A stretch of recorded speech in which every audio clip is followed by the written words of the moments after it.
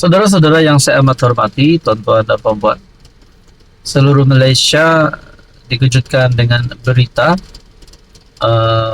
BN dipujuk untuk tarik sokongan kerajaan perpaduan. Nah, kita digemparkan dengan berita tersebut. Tapi adakah mereka berjaya untuk menumbangkan kerajaan pimpinan Anwar Ibrahim? Bahkan Zahid Hamidi terang-terangan telah menolak perkara itu. Berkaitan dengan ini, ada satu tulisan yang saya nak kongsikan kepada anda. Apa kata selepas ini Perikatan Nasional sendiri buat tawaran rasmi kepada Zahid Hamidi? Bagaimana tawaran rasmi itu?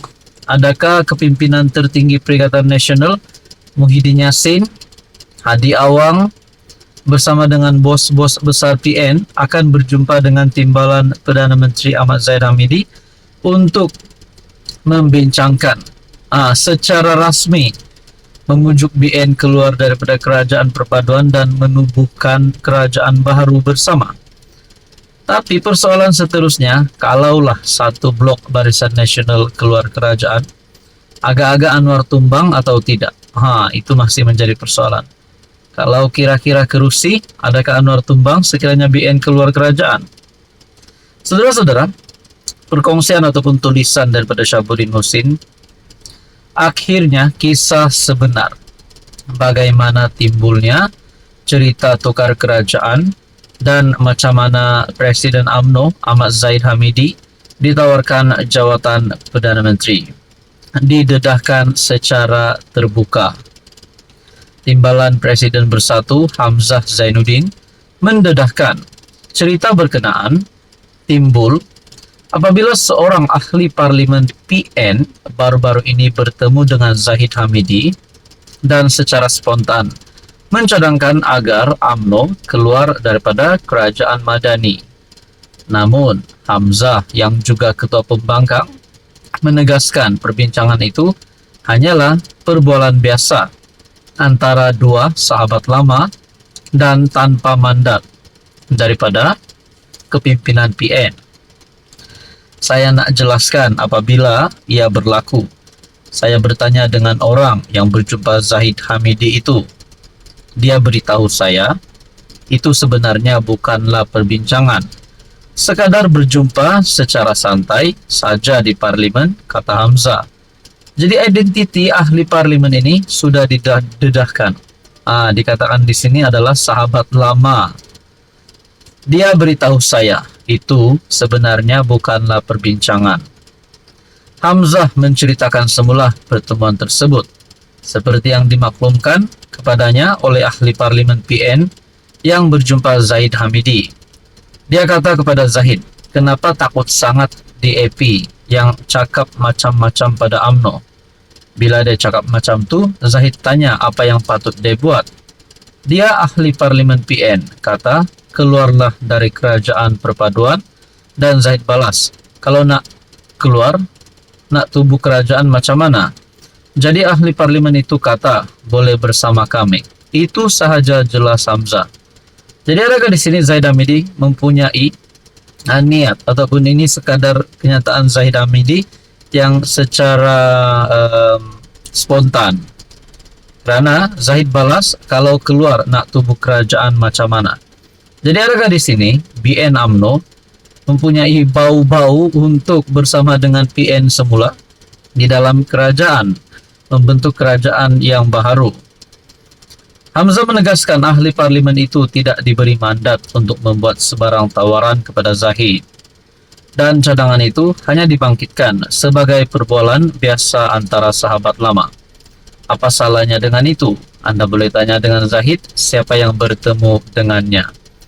Jadi menurut Syahabuddin Muhsin, apakah Zahid Hamidi agaknya berharap beliau benar-benar diberikan tawaran rasmi oleh PN untuk menjadi PM melalui kerajaan baharu?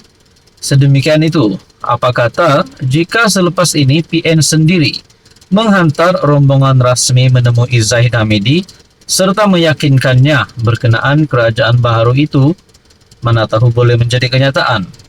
Seronok juga jika Zahid Hamidi dapat jadi PM11 menurut Syahabuddin. Apa komen Anda? Hai hello, salam sejahtera Malaysia. Selamat datang ke channel Fels Lifestyle. Terima kasih kerana terus setia dan bersama di dalam channel ini.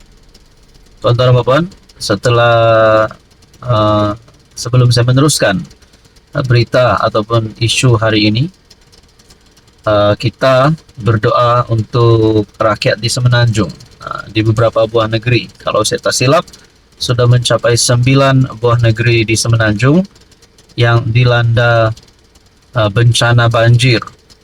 Jadi kepada semua rakyat Malaysia yang menonton video ini, kita doakan semoga mereka semua dalam keadaan yang baik dan selamat. Sudah pasti akan ada pertolongan ataupun bantuan yang bakal diagihkan kepada semua yang menjadi mangsa banjir. Kita doakan yang baik-baik untuk mereka.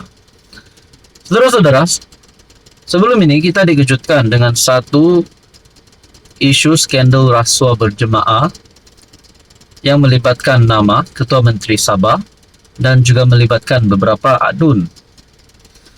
Antara persoalan yang paling utama ditanya oleh rakyat Sabah, ataupun mungkin bukan lagi persoalan tapi cadangan, siapapun juga pemimpin politik ataupun siapapun juga pihak yang terlibat dengan rasuah perlu ditangkap. Jadi berkaitan dengan skandal rasuah di Sabah, adakah Ketua Menteri Sabah Haji Nur kalau benar terlibat dengan rasuah ini dapat dibuktikan bersalah, adakah beliau bakal ditangkap? Dan begitu juga beberapa adun, senarai adun yang telah viral di media sosial. Berkaitan dengan ini, semakin panjanglah cerita ini kerana melibatkan pemberi maklumat, melibatkan bekas CEO yang membuat laporan terhadap Ketua Menteri Sabah. Dan yang terkini, satu berita terkini berkaitan dengan bekas CEO SMM yang mendakwa pengganti salah guna kuasa ditaja naik jet peribadi. Bekas CEO Sabah Mineral Management dan Berhad SMM, John T. Enggihon, membuat laporan polis terhadap penggantinya, Natasha Sim, atas dakwaan salah guna kuasa, rasuah dan konflik kepentingan. Menurut laporan itu, John T. mendakwa Sim pada Ogos lalu menaiki jet peribadi yang disediakan sebuah syarikat terkemuka dari Indonesia dan tidak memaklumkannya kepada pengurusan maupun lembaga pengarah SMM. Perjalanan itu dianggarkan menelan belanja RM400.000, didakwa melibatkan Sim, suaminya usahawan balak, Albert Lim serta 2 anak Lim. Laporan itu juga mendakwa Lim dan syarikat Indonesia terbabit sedang memohon lesen cari gali daripada SMM.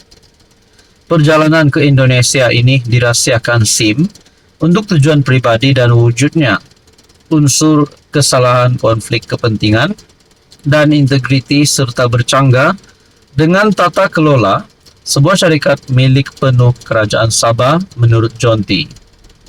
Ketika dihubungi Malaysia Kini, Sim menafikan semua dakwaan John T dan menyifatkannya sebagai fitnah untuk mencemarkan reputasinya.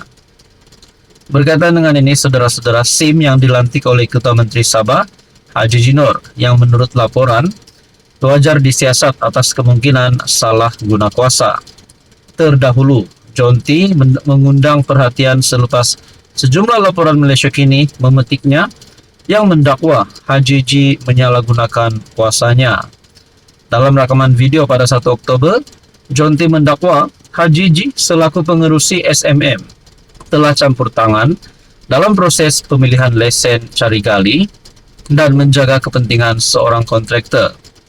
Ia merupakan salah satu daripada sejumlah video yang didedahkan pemberi maklumat yang mengaitkan sejumlah adun Sabah dengan skandal rasuah.